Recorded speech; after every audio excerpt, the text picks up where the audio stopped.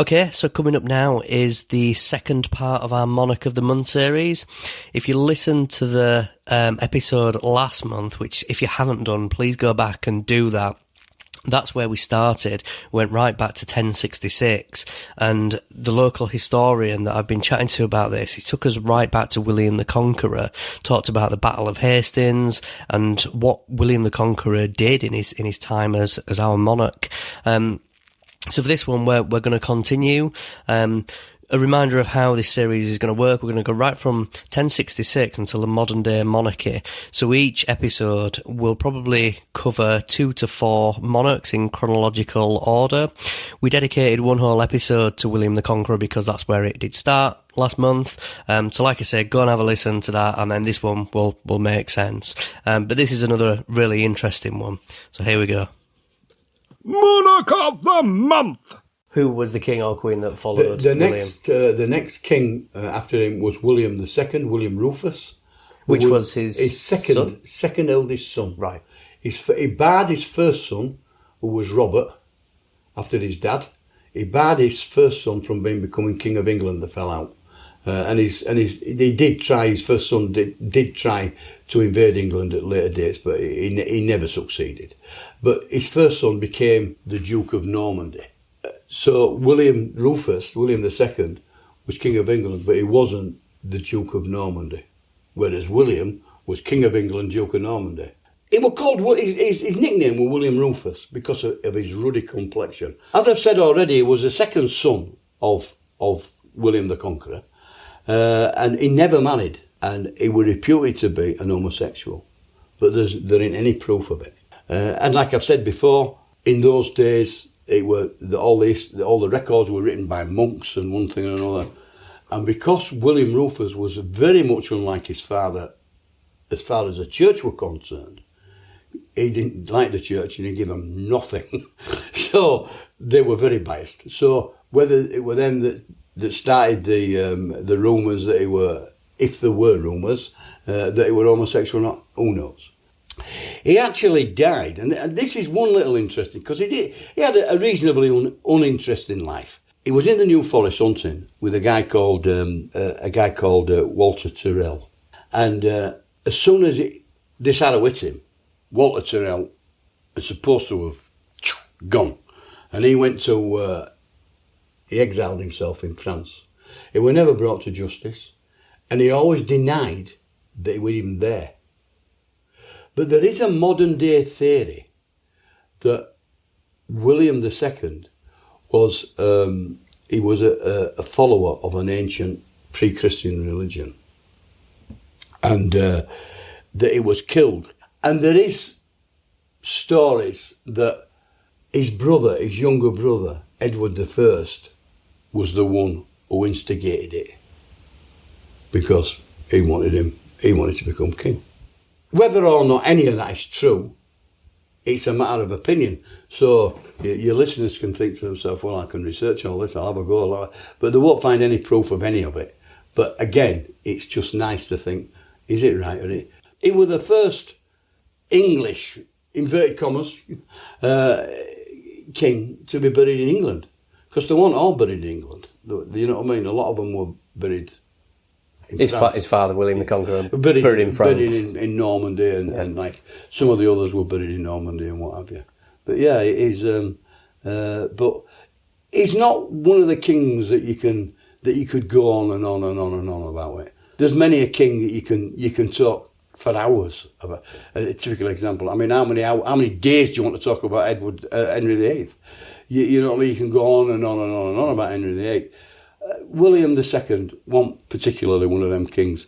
He did this, he did that, he got murdered under very suspicious circumstances. And I don't know who brought this modern theory up of this pre-Christian religion.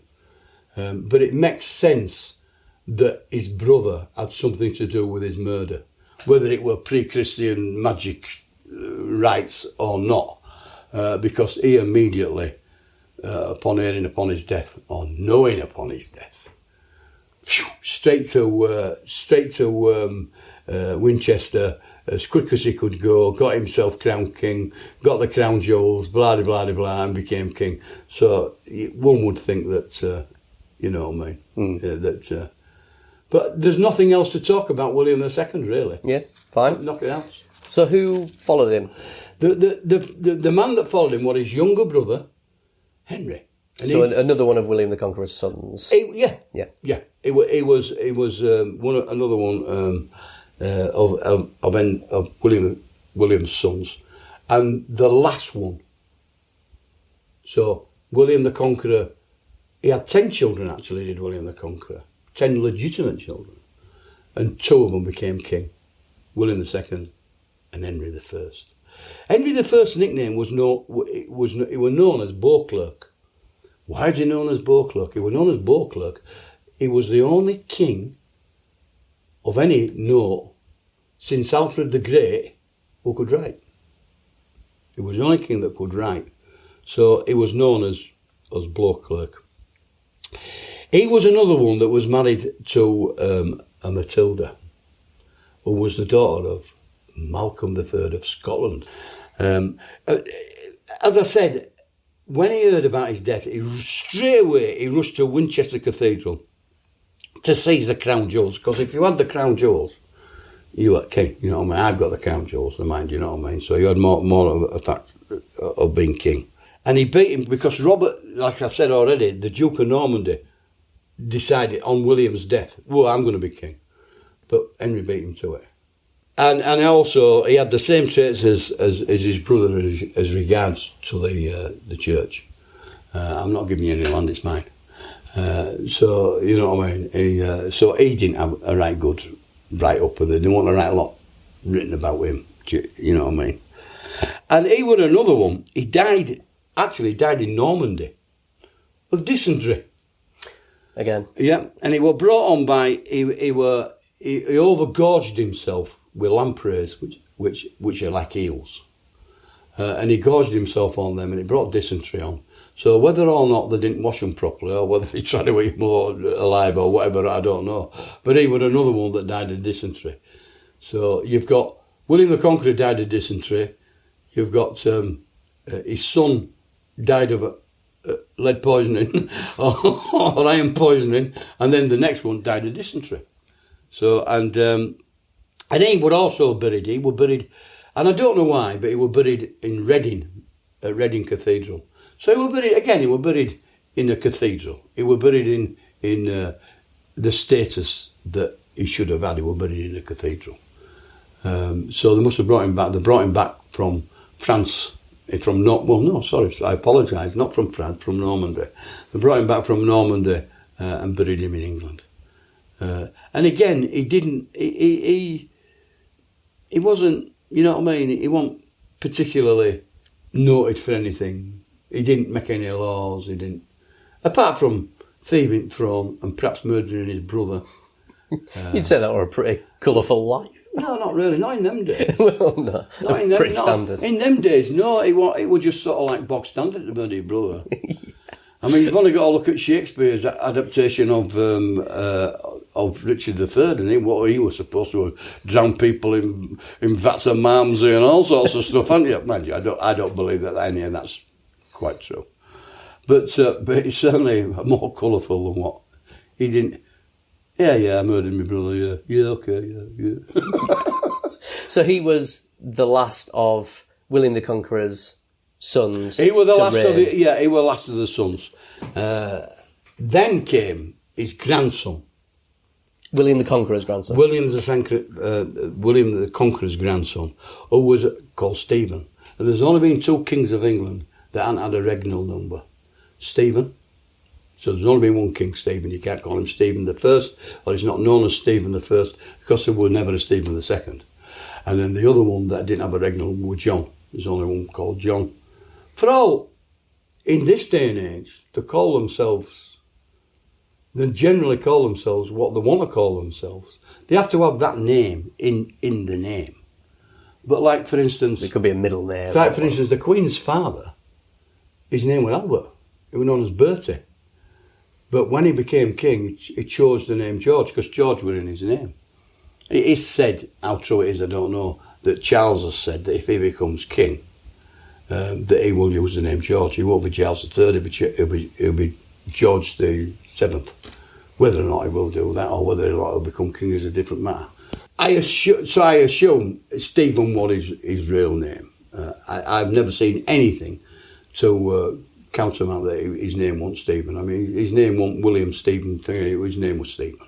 The big thing with Stephen's reign was the other person who claimed the throne was William's granddaughter, who was Matilda. Married to the Emperor of France, so therefore she was known as the Empress Maud, which I suppose Maud is a shortened version of Matilda. And she actually, her and her armies invaded England, and at one time there were, a lot of the nobles of England actually were on her side.